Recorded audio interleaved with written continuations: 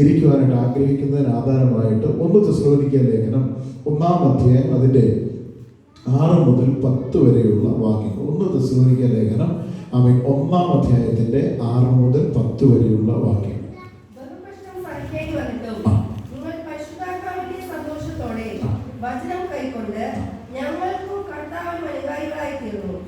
അങ്ങനെ നിങ്ങൾ മക്കെദോന്യയിലും അഖായയിലും വിശ്വസിക്കുന്നവർക്ക് എല്ലാവർക്കും മാതൃകയായി തീർന്നു.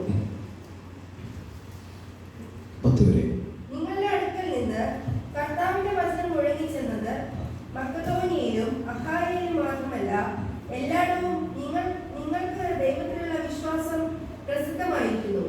അതുകൊണ്ട് ഞങ്ങൾ ഒന്നും പറയാൻ ആവശ്യമില്ല.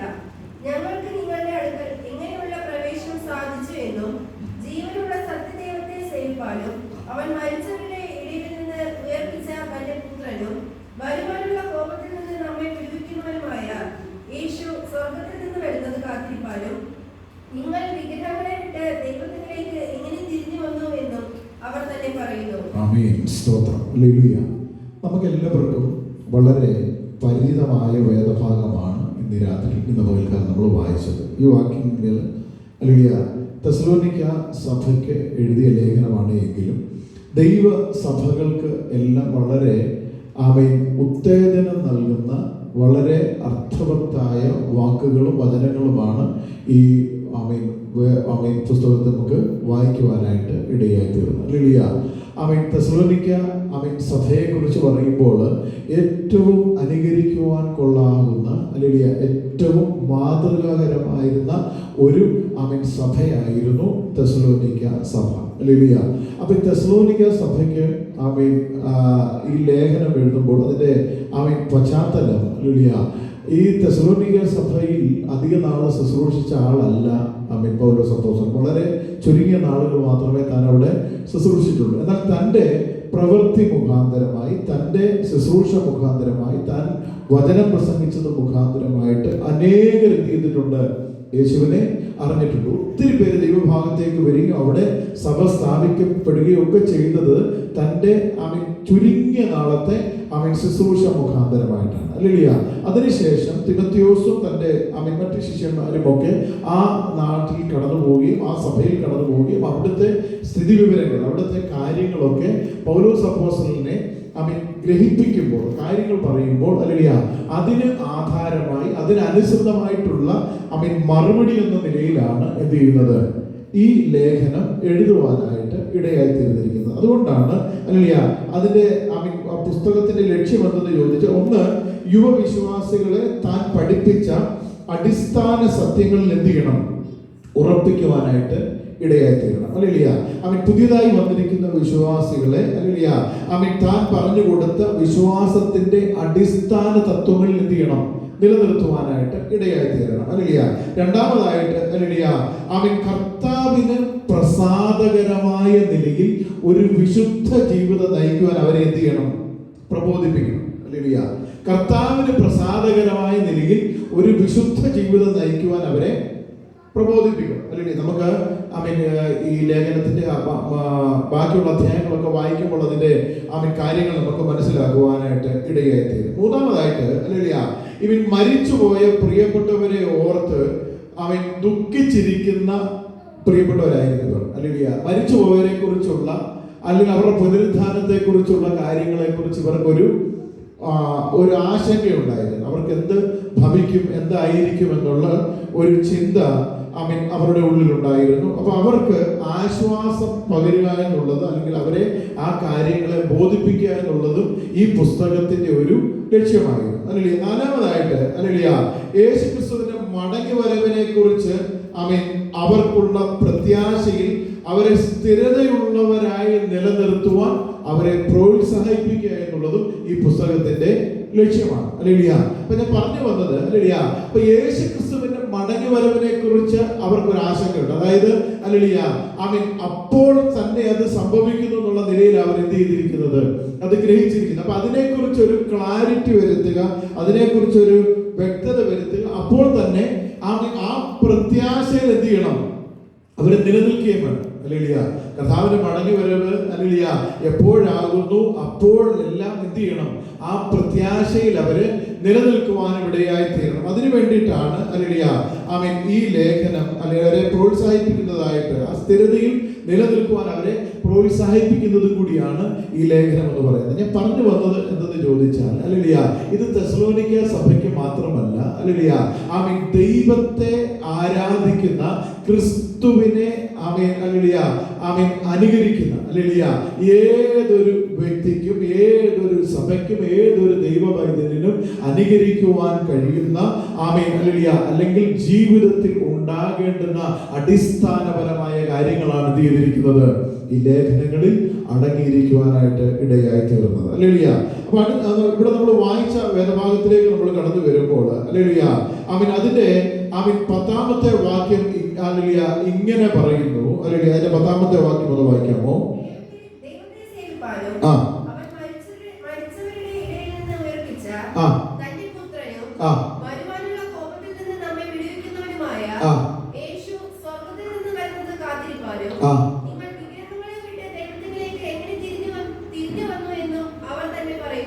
ഹല്ലേലൂയ. ഒന്നാമത്തെ കാര്യം അവരെ കുറിച്ച് പറയുന്നത് ഹല്ലേലൂയ അവര് എങ്ങനെയുള്ളവര്? അവർ കോപത്തിൽ നിന്ന് രക്ഷപ്പെട്ടവരായിരുന്നു. അതായിരുന്നു വരുവാനുള്ള കോപത്തിൽ നിന്ന് അവർ രക്ഷപ്പെട്ടവരായിരുന്നു ഹല്ലേലൂയ. ഈ വരുവാനുള്ള കോപം എന്ന് പറഞ്ഞാൽ ഹല്ലേലൂയ അത് വളരെ ഭയങ്കരമായത്. വെളിപ്പാട് പുസ്തകത്തില് 6-ാം അധ്യായത്തിന്റെ ആമേൻ 16-17 വാക്യങ്ങളൊക്കെ വായിക്കുമ്പോൾ ആ കോപത്തെ കുറിച്ച് നമുക്ക് കാണുവാനായിട്ട് കഴിയുന്നത് 6-ാം മുദ്ര പൊട്ടിക്കുമ്പോൾ സംഭവിക്കുന്ന കാര്യങ്ങളെ കുറിച്ച് വെളിപ്പാട് പുസ്തകത്തിൽ നമുക്ക് വായിക്കുവാനായിട്ട് കഴിയുന്നുണ്ട്. നമുക്കത് വായിക്കാമോ?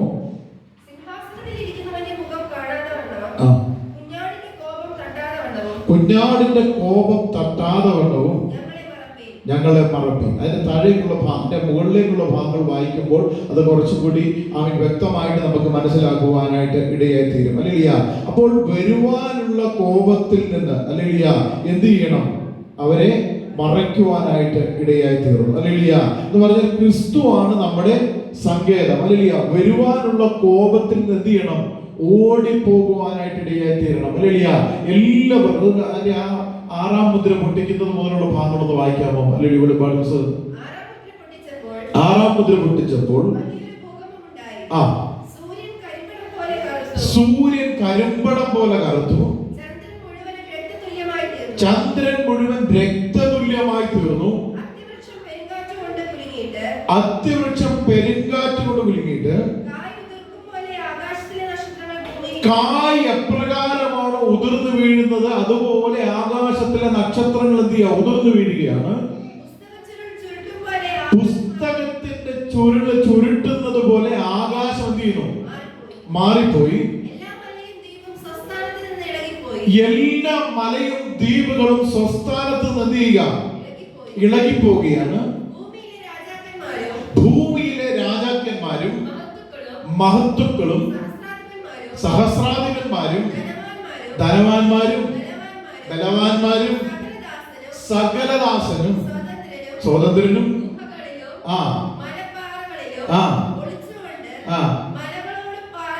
മലകളോടും പാറകളോടും ഞങ്ങളുടെ മേൽ വീഴുക. സിംഹാസനത്തിൽ ഇരിക്കുന്നവന്റെ മുഖം കാണാതെ വണ്ണം, കുഞ്ഞാടിന്റെ കോപം തട്ടാതെ വണ്ണം ഞങ്ങളെ മറപ്പി. അവന്റെ മഹാകോപ ദിവസം വരുന്നുവല്ലോ, ആർക്ക് നിൽപ്പാൻ കഴിയുമെന്ന് പറയുന്നു. കാലം എന്നെ കേൾക്കുന്ന ദൈവജനമേ, കുഞ്ഞാടിന്റെ കോപം തട്ടാതെ വണ്ണം ഹല്ലേലൂയ കുഞ്ഞാടിന്റെ രക്തത്താൽ വീണ്ടെടുക്കപ്പെട്ട നമുക്ക് ആമേൻ ഇന്ന് പകൽക്കാലം ദൈവത്തെ സ്തുതിക്കുവാൻ കാരണമുണ്ട്. വരുവാനുള്ള മഹാകോപത്തിൽ നിന്ന് നാം എന്ത് ചെയ്തവരാ? രക്ഷപ്പെട്ടവരാണ് ഹല്ലേലൂയ. നാം വിടുവിക്കപ്പെട്ടവരാണ് ഹല്ലേലൂയ. ഇന്ന് പകൽക്കാലം എന്നെ കേൾക്കുന്ന ദൈവജനമേ ഹല്ലേലൂയ തെസ്സലോനിക്ക സഭയുടെ ഒന്നാമത്തെ പ്രത്യേകത ഹല്ലേലൂയ അവർ എന്ത് ചെയ്തവരാ? വരുവാനുള്ള കോപത്തിൽ നിന്ന് ഒഴിഞ്ഞുപോയവരാണ്. Hallelujah, hallelujah. ദൈവവചനം അവർ കേട്ടതും ദൈവവചനം അവർ വിശ്വസിച്ചതും ദൈവത്തെ കുറിച്ചുള്ള അറിവും ജ്ഞാനവും പരിജ്ഞാനവും ഹല്ലേലൂയ എത്രത്തോളം അവർക്ക് ലഭിച്ചുവോ അത്രത്തോളം അവർ എന്ത് ചെയ്തു? ദൈവത്തിന് വേണ്ടി തങ്ങളെ തന്നെ സമർപ്പിച്ചത് കൊണ്ട് വരുവാനുള്ള കോപത്തിൽ നിന്ന് അവർ തെറ്റി ഒഴിഞ്ഞവരാണെന്നാണ് ദൈവത്തിന്റെ വചനം നമ്മളെ ഓർമ്മപ്പെടുത്തുന്നത്. ഹല്ലേലൂയ.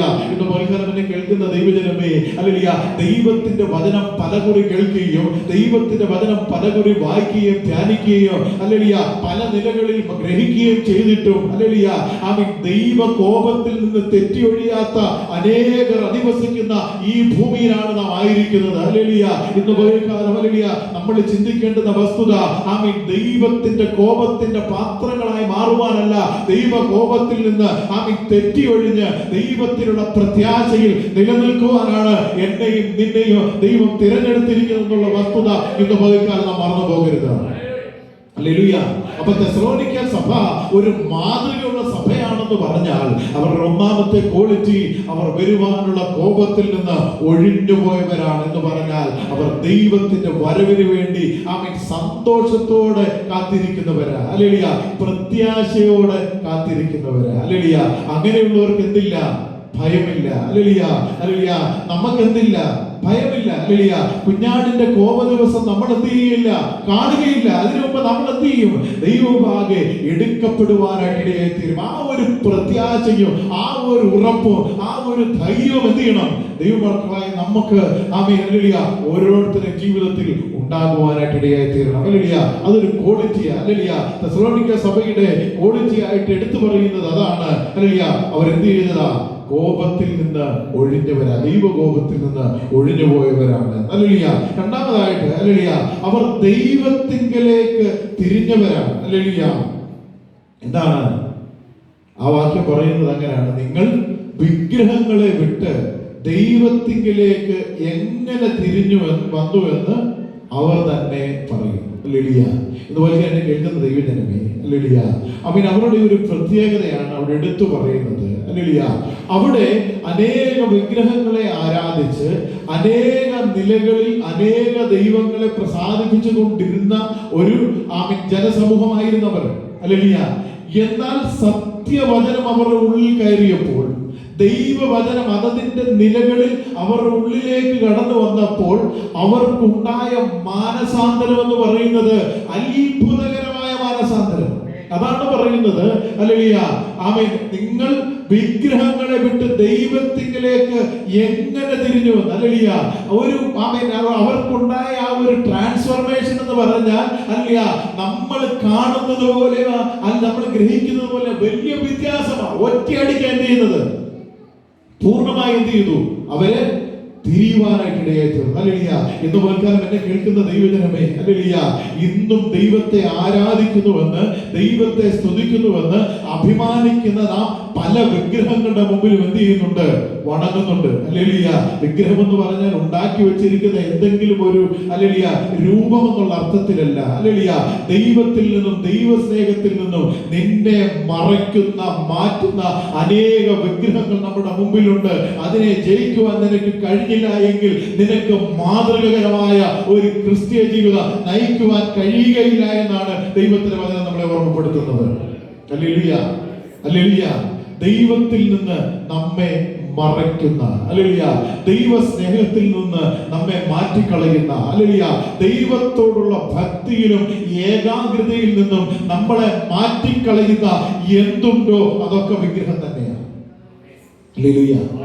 ഒരുപക്ഷെ നമ്മുടെ ചിന്തയിലുള്ളതാകാം, അല്ലെങ്കിൽ നമ്മുടെ പ്രവൃത്തിയിലുള്ളതാകാം, ഹല്ലേലൂയ, നമ്മുടെ ഹല്ലേലൂയ അതിന്റെ ഒരു പ്രത്യേകമായ എക്സ്പ്ലനേഷൻ പറയാനായിട്ട് കഴിയുന്നില്ല. ഹല്ലേലൂയ. നമ്മൾ തന്നെ ചിന്തിച്ചു നോക്കുക. ഹല്ലേലൂയ.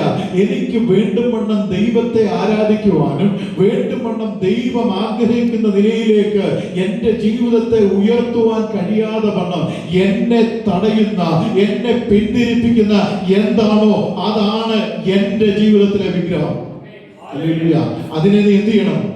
ജയിക്കുവാനായിട്ട് ഇടയായിത്തീരണം. അതിനെ ഉടച്ചു കളയുവാനിടയായിത്തീരണം. ഹല്ലേലൂയ. തെസ്സലോനിക്കരെ കുറിച്ച് പറയുന്നത്, ഹല്ലേലൂയ, അവരുടെ ജീവിതത്തിൽ അങ്ങനെയുള്ള വിഗ്രഹങ്ങളിൽ നിന്ന് അവർ എന്ത് ചെയ്തെന്നാ പറയുന്നത്?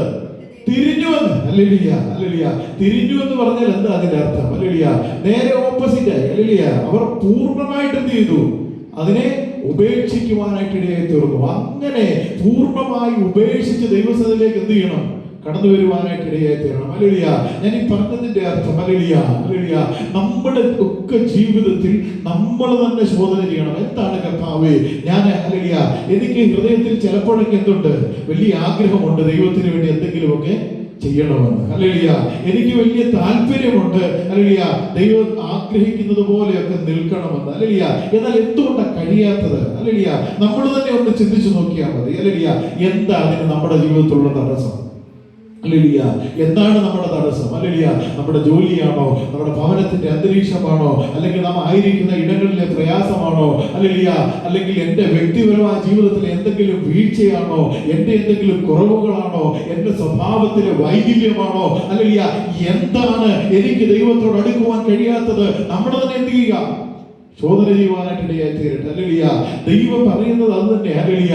ആമേൻ. പൂർണ്ണമായി നമ്മൾ എന്ത് ചെയ്യണം? ദൈവത്തിങ്കലേക്ക് തിരിയുവാനായിട്ട് ഇടയായി തീരണം. അതിന് ചെയ്യേണ്ടത്, അതിന് തടസ്സമായി നിൽക്കുന്ന വിഗ്രഹങ്ങൾ എന്താണോ അതിനെ സകലത്തെ നമ്മൾ എന്ത് ചെയ്യണം? ഉടച്ചു കളയുവാനിടയായി തീരണം. ഹല്ലേലൂയ. പൂർണ്ണമായി അതിനെ വിട്ടൊഴിയുവാനായിട്ട് ഇടയായി തീരണം. ഹല്ലേലൂയ. അതാണ് തെസ്സലോനിക്ക സഭയെ കുറിച്ച് എടുത്തു പറയുന്നത്. ഹല്ലേലൂയ. ഭൗതികമായ സാഹചര്യങ്ങളിലും അവരായിരുന്ന ജീവിത സാഹചര്യങ്ങളൊക്കെ അവർക്ക് വിരോധമായിരുന്നു. എന്നാൽ ദൈവത്തിന്റെ വചനം അവൻ പൂർണ്ണമായി അവർ ഉൾക്കൊണ്ട് കഴിഞ്ഞപ്പോൾ അവർ അതിൽ നിന്ന് എന്ത് ചെയ്തു? പൂർണ്ണമായി രക്ഷ നേടി ദൈവത്തിലേക്ക് പൂർണ്ണമായി അവർ എന്ത് ചെയ്തു? തിരിയുവാനായിട്ട് ഇടയായി തീർന്നു. ഹല്ലേലൂയ. അതുകൊണ്ടാണ് അവരെ കുറിച്ച് പറയുന്നത് തെസ്സലോനിക്ക സഭ ദൈവ സഭകൾക്ക് ഒരു മാതൃക എന്ന് പറയുവാനുള്ള കാരണം ഇവരുടെ പൂർണ്ണമായ മാനസാന്തരവും ആമേൻ തിരിച്ചുവരവുമായിരുന്നു എന്നാണ് ദൈവത്തിന്റെ വചനം നമ്മളെ ഓർമ്മപ്പെടുത്തുന്നത്. ഹല്ലേലൂയ. മൂന്നാമതായിട്ട് ഹല്ലേലൂയ, അതിന് 6-ാമത്തെ വാക്യം. ബഹുകഷ്ടം സഹിക്കേണ്ടി വന്നിട്ടും ആ നിങ്ങൾ പരിശുദ്ധാത്മാവിന്റെ സന്തോഷത്തോടെ ആ വചനം കൈക്കൊണ്ട് ഹല്ലേലൂയ, കർത്താവിന് അനുകാരികളായിത്തീർന്നു. Hallelujah, hallelujah. അവരെ കുറിച്ച് പറയുന്നത് ഹല്ലേലൂയ, ബഹുകഷ്ടം സഹിക്കേണ്ടി വന്നിട്ടും നിങ്ങൾ എന്ത് ചെയ്തെന്നാ പറയുന്നത്? പരിശുദ്ധാത്മാവിന്റെ സന്തോഷത്തോടെ വചനം കൈക്കൊണ്ട് ഞങ്ങൾക്കും കർത്താവിനും അനുകാരികളായി തീർന്നു. ഹല്ലേലൂയ. അതുപോലെ തന്നെ കേൾക്കുന്ന ദൈവജനമേ, ഹല്ലേലൂയ, ആമേൻ. ദൈവത്തിന്റെ വചനം കൈക്കൊള്ളുക എന്ന് പറയുന്നത് ഒരു വലിയ കാര്യമാണ്. ഹല്ലേലൂയ. കാരണം ഹല്ലേലൂയ, അപ്പോസ്തല പ്രവൃത്തി 17-ാം അധ്യായം വായിക്കുമ്പോഴാണ് അതിന്റെ പശ്ചാത്തലം നമുക്ക് മനസ്സിലാക്കുവാനിടയായത്. സമയം നമ്മൾ മുമ്പില്ലാത്തത് വായിച്ചാൽ മതി. ഹല്ലേലൂയ. അത് പ്രക്ഷുബ്ധമായ ഒരു കാലമായിരുന്നു. ഹല്ലേലൂയ. അവരെ തെസ്സലോനിക്കയിലുള്ള ആമേൻ പ്രിയപ്പെട്ടവർ ദൈവത്തിലേക്ക് കടന്നു വരുന്നത് നമ്മൾ ഇരിക്കുന്നത് പോലെ ഇങ്ങനെയുള്ള സമാധാനമായ അന്തരീക്ഷത്തിലല്ല. ഹല്ലേലൂയ. ആ കാലം അവർക്ക് വളരെ പ്രക്ഷുബ്ധമായിരുന്നു. അവർക്ക് വിരോധമായിരുന്നു. വലിയ പ്രതിസന്ധി, വലിയ പ്രതികൂലങ്ങൾ ആമേൻ ഉണ്ടായ കാലഘട്ടത്തിൽ അവർ എന്ത് ചെയ്യുന്നത്? ദൈവവചനം കേൾക്കുവാനായിട്ട് ഇടയായി തീരുന്നത്. അപ്പോഴാണ് അവർ എന്ത് ചെയ്യുന്നത്? രക്ഷയുടെ സന്തോഷം അനുഭവിക്കുവാനായിട്ട് ഇടയായി തീരുന്നത്. ഹല്ലേലൂയ. അങ്ങനെ പ്രക്ഷുബ്ധമായ, അങ്ങനെ പ്രതിസന്ധിയുള്ള ആ കാലഘട്ടത്തിൽ ഹല്ലേലൂയ, ദൈവത്തിന്റെ വചനം അവർ എന്ത് ചെയ്തെന്നാ പറയുന്നത്? സന്തോഷത്തോടെ കൈക്കൊള്ളുവാനായിട്ട് ഇടയായി തീർന്നു. ഹല്ലേലൂയ. ഇന്ന് മുൽക്കാലം എന്നെ കേൾക്കുന്ന ദൈവജനമേ, ഹല്ലേലൂയ, പ്രതികൂലങ്ങളുടെ നടുവിൽ, പ്രതിസന്ധികളുടെ നടുവിൽ ഹല്ലേലൂയ, തല ഛേദിക്കപ്പെടും, ഹല്ലേലൂയ, അല്ലെങ്കിൽ കാരാഗ്രഹത്തിൽ അടയ്ക്കപ്പെടും, അല്ലെങ്കിൽ എന്തെങ്കിലും ശിക്ഷയിൽ ആയിത്തീരുമെന്ന് ഉറപ്പുള്ള കാലത്തും ദൈവത്തിന്റെ വചനത്തെ കൈക്കൊള്ളുവാൻ എന്ത് ചെയ്തു? ധൈര്യം കാണിക്കുവാനായിട്ട് ഇടയായി തീർന്നു. ഹല്ലേലൂയ. ഇന്ന് മുൽക്കാലം എന്നെ കേൾക്കുന്ന ദൈവജനമേ, അതാണ് ആമേൻ അവരുടെ സവിശേഷതയായിട്ട് എടുത്തു കാണുവാനായിട്ട് ഇടയായി തീർന്നു. 2-ാം അധ്യായത്തിന്റെ ആമേൻ 1 തെസ്സലോനിക്കയിലെ 2-ാം അധ്യായത്തിന്റെ 13-ാമത്തെ വാക്യം എടുത്ത് വായിക്കാമോ? അല്ലെങ്കിൽ ഞങ്ങൾ പ്രസംഗിച്ച ദൈവവചനം നിങ്ങൾ കേട്ടു, മനുഷ്യന്റെ വചനമായിട്ടല്ല, സാക്ഷാലാകുന്നത് പോലെ ദൈവവചനമായിട്ട് തന്നെ കൈക്കൊണ്ടതിനാൽ. Hallelujah, hallelujah. അവരുടെ പ്രത്യേകത ഹല്ലേലൂയ, ഞങ്ങൾ പ്രസംഗിച്ച ദൈവത്തിന്റെ വചനം നിങ്ങൾ കേട്ടു. ഹല്ലേലൂയ. എങ്ങനെ കേട്ടു എന്നാ പറയുന്നത്? അത് ഹല്ലേലൂയ, മനുഷ്യന്റെ വചനമായിട്ടല്ല, ഹല്ലേലൂയ, സാക്ഷാൽ ആകുന്നത് പോലെ ദൈവവചനമായിട്ട് തന്നെ എന്ത് ചെയ്തു? കൈക്കൊള്ളുവാനായിട്ട് ഇടയായി തീർന്നു. അല്ലേലിയ, അതാണ് പ്രത്യേകത. അല്ലേലിയ, ഇതുപോലെ തന്നെ കേൾക്കുന്ന ദൈവജനമേ, പലപ്പോഴും നമുക്കില്ലാതെ പോകുന്നത് ഇതാണ്. ദൈവത്തിന്റെ വചനം ദൈവവചനമായിട്ട് കൈക്കൊള്ളാതെ, അല്ലേലിയ, അത് എന്നെ ഉദ്ദേശിച്ച് പറഞ്ഞതാണോ?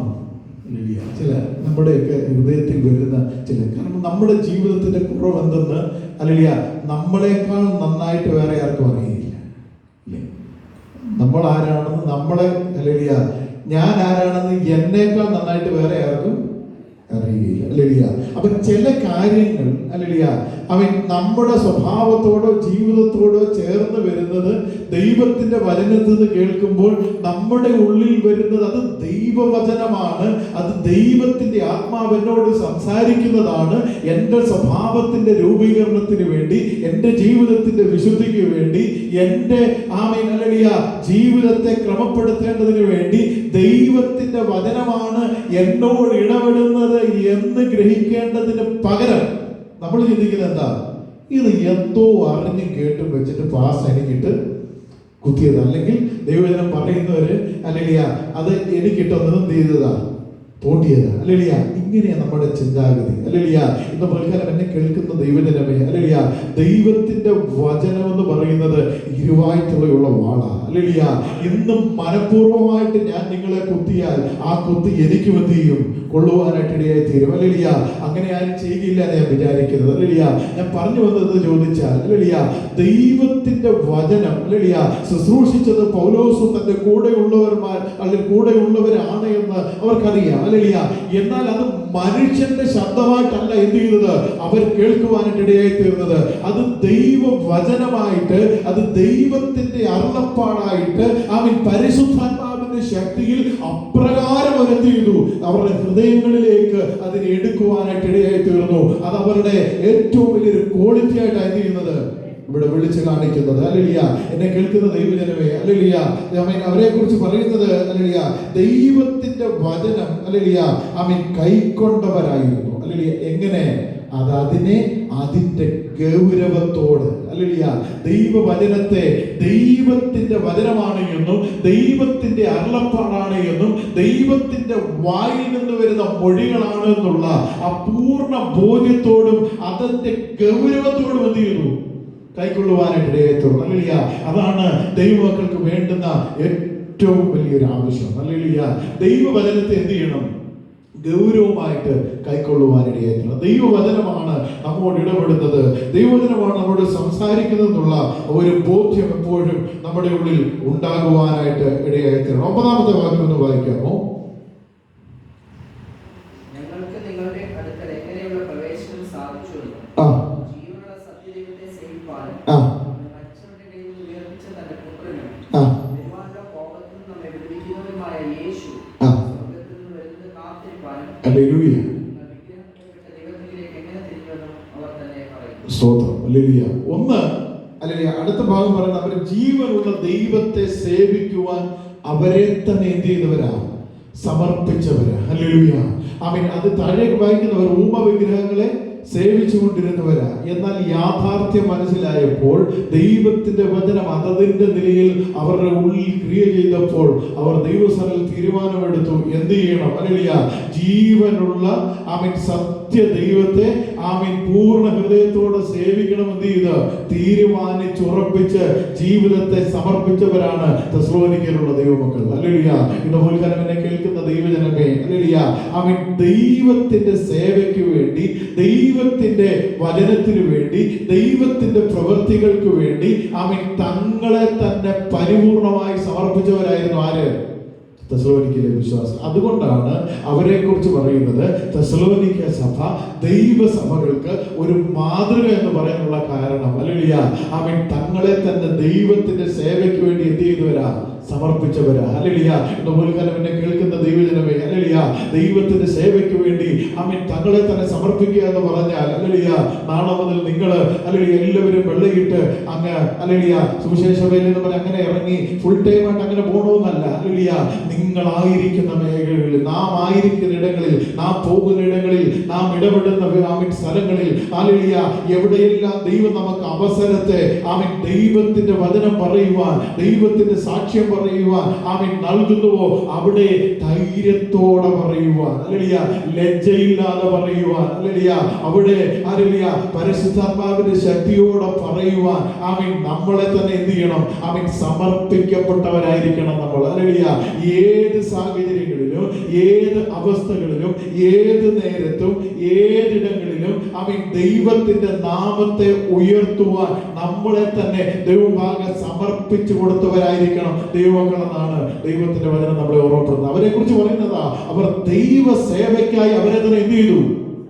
സമർപ്പിച്ചു. ഹല്ലേലൂയ, അതാണ് സമർപ്പണം എന്ന് പറയുന്നത്. ഹല്ലേലൂയ, അല്ലാതെ ഹല്ലേലൂയ ഫുൾ ടൈം എന്നോ പാർട്ട് ടൈം എന്നോ എന്നുള്ള തരംതിരിവല്ല. ഹല്ലേലൂയ, ആമീൻ. ഹല്ലേലൂയ, കിട്ടുന്ന അവസരം, ഹല്ലേലൂയ, അത് ചെറിയ ഇടങ്ങളിലാകട്ടെ വലിയ ഇടങ്ങളിലാകട്ടെ ഏത് സമയത്തും ഹല്ലേലൂയ ദൈവം എനിക്ക് അവസരം നൽകിയാൽ അത് ദൈവനാമത്തിന്റെ മഹത്വത്തിന് വേണ്ടി ഉപയോഗിക്കും, പ്രയോജനപ്പെടുത്തുമെന്നുള്ള ഒരു ഉറപ്പും ആ ഒരു ധൈര്യവുമാണ് നമ്മെ എന്ത് ചെയ്യേണ്ടത്?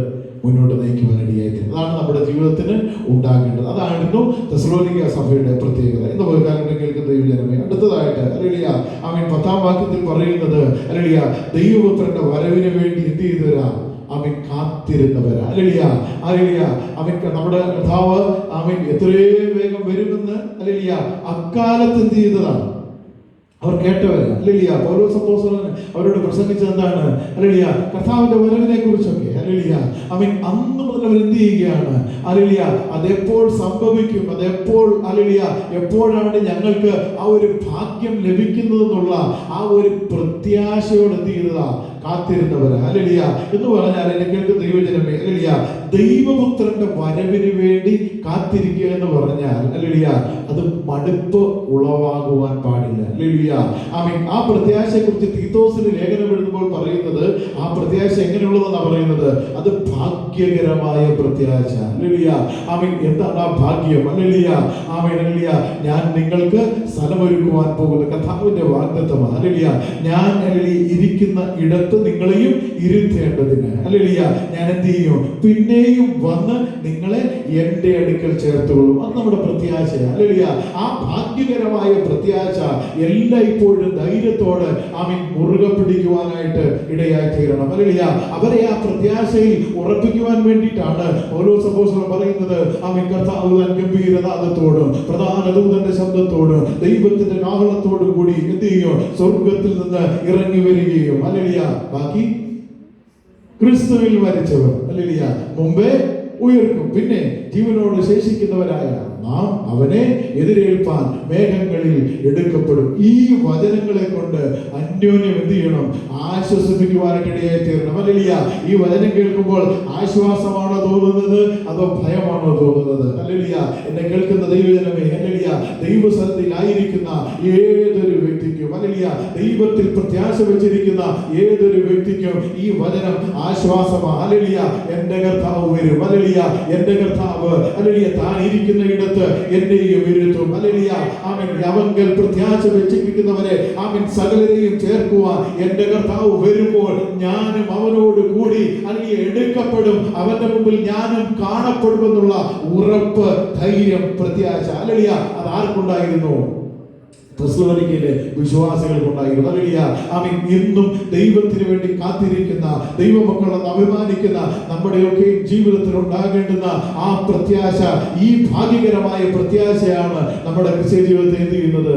മുന്നോട്ട് നയിക്കുവാനായിട്ട് ഇടയായിത്തീരുന്നത്. ഹല്ലേലൂയ, ഒരിക്കലും എന്ത് ചെയ്യരുത്? നമ്മുടെ പ്രത്യാശയ്ക്ക് ഭംഗം വരരുത്. ഹല്ലേലൂയ, ഒരിക്കലും നമ്മുടെ പ്രത്യാശയ്ക്ക് മടുപ്പ് വരരുത്. ഹല്ലേലൂയ, കർത്താവിന്റെ വരവിന് വേണ്ടി നമ്മളെ തന്നെ ഒരുക്കി എന്ത് ചെയ്യണം? എല്ലായ്പ്പോഴും നമ്മൾ കാത്തിരിക്കുവാനായിട്ട് ഇടയായി തീരണം. ഹല്ലേലൂയ, ആമേൻ. ഹല്ലേലൂയ, ആമേൻ. പരിശുദ്ധാത്മാവിന്റെ ആമേൻ സന്തോഷമുള്ളവരായിരുന്നു. ഹല്ലേലൂയ, 6-ാം വാക്യം പറയുന്നത് പരിശുദ്ധാത്മാവിന്റെ സന്തോഷത്തോടെ. ഹല്ലേലൂയ, ഇന്ന് പോൽക്കാലം എന്നെ കേൾക്കുന്ന ദൈവജനമേ, ഹല്ലേലൂയ നമ്മുടെ മുഖത്ത് ഹല്ലേലൂയ ഈ കാണുന്ന ഈ ശോഭയുണ്ടല്ലോ, ഹല്ലേലൂയ നമ്മുടെ മുഖത്ത് കാണുന്ന ഈ പുഞ്ചിരി ഉണ്ടല്ലോ, അത് പരിശുദ്ധാത്മാവിന്റെ സന്തോഷമാണ്. ഹല്ലേലൂയ, പരിശുദ്ധാത്മാവ് പ്രാപിച്ച ദൈവമക്കൾ, പരിശുദ്ധാത്മാവിന്റെ ശക്തി അനുഭവിക്കുന്ന ദൈവമക്കൾ അവരുടെ മുഖം എന്ത് ചെയ്യും? ആമേൻ, ശോഭിക്കുവാനായിട്ട് ഇടയായി തീരും. ഹല്ലേലൂയ. ആമേൻ. സ്തെഫാനോസ് മരണത്തെ മുഖാമുഖമായി കണ്ടുകൊണ്ട് കല്ലുകളാൽ എറിയപ്പെട്ട് നിൽക്കുമ്പോഴും അവന്റെ മുഖം ദൈവ ദൂതനെ പോലെ എന്ത് ചെയ്തു? ശോഭിക്കുവാനായിട്ട് ഇടയായി തീർന്നു. എങ്ങനെയാ? ഹല്ലേലൂയ. ആ കഷ്ടതയുടെ നടുവിൽ, ആ പ്രതികൂലങ്ങളുടെ നടുവിൽ അവനെ ധൈര്യപ്പെടുത്തിയത് പരിശുദ്ധാത്മാവിന്റെ ശക്തിയാ. അവനെ എതിരേൽക്കുവാൻ എഴുന്നേറ്റ് നിന്നത് ദൈവമാ. ഹല്ലേലൂയ. അവനെ എതിരേൽക്കുവാൻ സ്വർഗം തുറന്ന് കർത്താവോട് നിൽക്കുന്നത് കണ്ടപ്പോൾ അവന്റെ മുഖം എന്ത് ചെയ്തു? ശോഭിക്കുവാനായിട്ട് ഇടയായി തീർന്നു. എങ്ങനെ? പരിശുദ്ധാത്മാവിന്റെ ശക്തിയാൽ. ഇതുപോലെ കാലം എന്നെ കേൾക്കുന്ന ദൈവജനമേ, ഹല്ലേലൂയ, ആ പരിശുദ്ധാത്മാവിന്റെ ശക്തി, ആ പരിശുദ്ധാത്മാവിന്റെ ബലം നമ്മുടെ മേൽ വന്നു കഴിയുമ്പോൾ നമ്മുടെ മുഖം എന്ത് ചെയ്യണം? ശോഭിക്കുവാനായിട്ട് ഇടയായി തീരണം. ഹല്ലേലൂയ. എന്ന് പറഞ്ഞാൽ നമ്മുടെ ഹൃദയം സന്തോഷിക്കുവാനിടയായി തീരണം. ഹല്ലേലൂയ. ഹൃദയം സന്തോഷിച്ചാൽ മുഖം ശോഭിക്കും. ഹല്ലേലൂയ. അവൻ പരിശുദ്ധാത്മാവിന്റെ ആ സന്തോഷത്തെ അതതിന്റെ നിലകളിൽ അനുഭവിച്ചറിഞ്ഞവരായിരുന്നു ആര്? തെസ്സലോനിക്കയിലുള്ള ദൈവസഭ. ഹല്ലേലൂയ. അതുകൊണ്ടാണ് അവരെ എന്ത് ചെയ്യുന്നത്? മാതൃകയുള്ള ദൈവസഭ എന്ന് വിളിക്കുന്നത്. ഹല്ലേലൂയ. ആമേൻ. ഹല്ലേലൂയ. 7-ാം വാക്യത്തിൽ പറയുന്നത് അവരുടെ വിശ്വാസം എങ്ങനെയുള്ളതായിരുന്നു എന്നാ. ഹല്ലേലൂയ. സാർവത്രികമായിട്ട് പ്രസിദ്ധമായിരുന്ന എല്ലാ ഇടങ്ങളിലും, ഹല്ലേലൂയ, തെസ്സലോനിക്ക സഭയെക്കുറിച്ച് അറിയാവുന്ന എല്ലാ ഇടങ്ങളിലും അവരുടെ വിശ്വാസം എങ്ങനെയുള്ളതായിരുന്നു? പ്രസിദ്ധമായിരുന്നു. ഹല്ലേലൂയ. എന്ന് പറഞ്ഞാൽ ഹല്ലേലൂയ, മറ്റുള്ളവരുടെ മുമ്പാകെ, ഹല്ലേലൂയ, മറ്റുള്ള ഇടങ്ങളിൽ, ഹല്ലേലൂയ, ഇവരറിയപ്പെടുന്ന എല്ലാ ഇടങ്ങളിലും അവരെ കുറിച്ച് അറിഞ്ഞത് ദോഷമല്ല, അവരുടെ വിശ്വാസത്തെ അത് പ്രസിദ്ധമായി അറിയപ്പെടുവാനിടയായി തീർന്നു. ഹല്ലേലൂയ. ഇതുപോലെ എന്നെ കേൾക്കുന്ന ദൈവജനമേ, ഹല്ലേലൂയ, ആമേൻ. ഹല്ലേലൂയ.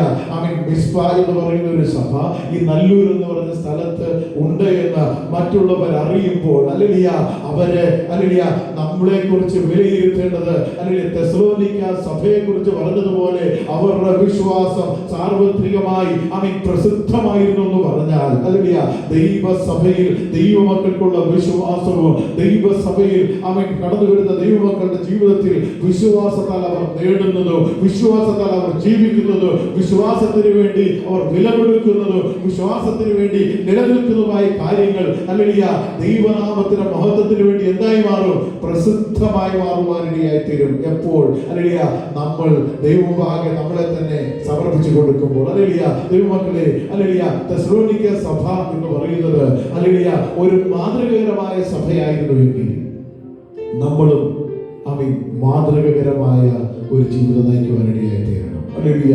അതാണ് ദൈവം നമ്മെ കുറിച്ച് ആഗ്രഹിക്കുന്നത്. തെസ്സലോനിക്കക്കാർക്ക് മാത്രമല്ല, ഹല്ലേലൂയ, ഇവിടെ ആയിരിക്കുന്ന നമ്മുടെയും ജീവിതത്തിൽ ഈ വചനങ്ങൾ വളരെ പ്രസക്തമാണ്. ഹല്ലേലൂയ. നമ്മളിത് കേട്ട ഓരോ വാക്കുകളും ദൈവമുമ്പാകെ വളരെ പ്രസക്തമാണ്. ഹല്ലേലൂയ. അവർ, ഹല്ലേലൂയ, വരുവാനുള്ള ദൈവ കോപത്തിൽ നിന്ന് അവർ രക്ഷപ്പെട്ടവരാണ്. ഹല്ലേലൂയ. നാമും വരുവാനുള്ള കോപത്തിൽ നിന്ന് യേശുക്രിസ്തു മുഖാന്തരം രക്ഷ പ്രാപിച്ചവരല്ലേ. ഹല്ലേലൂയ. അവർ ദൈവത്തിലേക്ക് പൂർണ്ണമായി തിരിഞ്ഞവരാണ്. ഹല്ലേലൂയ. ദൈവത്തിൽ നിന്ന് അവരെ അകറ്റിയിരുന്ന വിഗ്രഹങ്ങളിൽ നിന്നും സകലത്തിൽ നിന്നും അവർ ദൈവത്തെ, ഹല്ലേലൂയ, പൂർണ്ണമായി വിട്ടൊഴിഞ്ഞ് ദൈവത്തിലേക്ക് പൂർണ്ണമായി തിരിഞ്ഞവരായിരുന്നു എന്ന് അവരെ കുറിച്ച് പറയുന്നു. ഹല്ലേലൂയ. അത് മാത്രമല്ല, അവർ ദൈവത്തിന്റെ വചനത്തെ സന്തോഷത്തോടെ കൈക്കൊണ്ടവർ. ഏത് പ്രതികൂലങ്ങളുടെ നടുവിലും, ഏത് പ്രതിസന്ധികളുടെ നടുവിലും കേൾക്കുന്നത് ദൈവത്തിന്റെ വചനമാ, എന്നോട് അരുളി ചെയ്യുന്നത് ദൈവമാ, ദൈവത്തിന്റെ ശബ്ദമാണെന്നുള്ള ഉത്തമമായ ബോധ്യത്തോട് വചനം കൈക്കൊണ്ടവരായിരുന്നു അവിടെയുള്ള ദൈവത്തിന്റെ ജനം. ഹല്ലേലൂയ. അവർ ദൈവസേവയ്ക്ക് വേണ്ടി അവരെ തന്നെ പ്രതിഷ്ഠിച്ചവരായിരുന്നു. ഹല്ലേലൂയ. അവർ ദൈവപുത്രന്റെ വരവിന് വേണ്ടി പ്രത്യാശയോടെ കാത്തിരിക്കുന്നവരായിരുന്നു. മാത്രമല്ല, അവർ പരിശുദ്ധാത്മാവിന്റെ സന്തോഷം എല്ലാ ദിവസവും അനുഭവിക്കുന്നവരായിരുന്നു. അതുകൊണ്ട് അവരുടെ വിശ്വാസം എല്ലായിടത്തും പ്രസിദ്ധമായിരുന്നു എന്ന് ഇതുപോലെ കാലം നമ്മുടെ കുട്ടികളെ അടയ്ക്കാം. നമുക്ക് ദൈവസേവയിൽ പ്രാർത്ഥിക്കാം.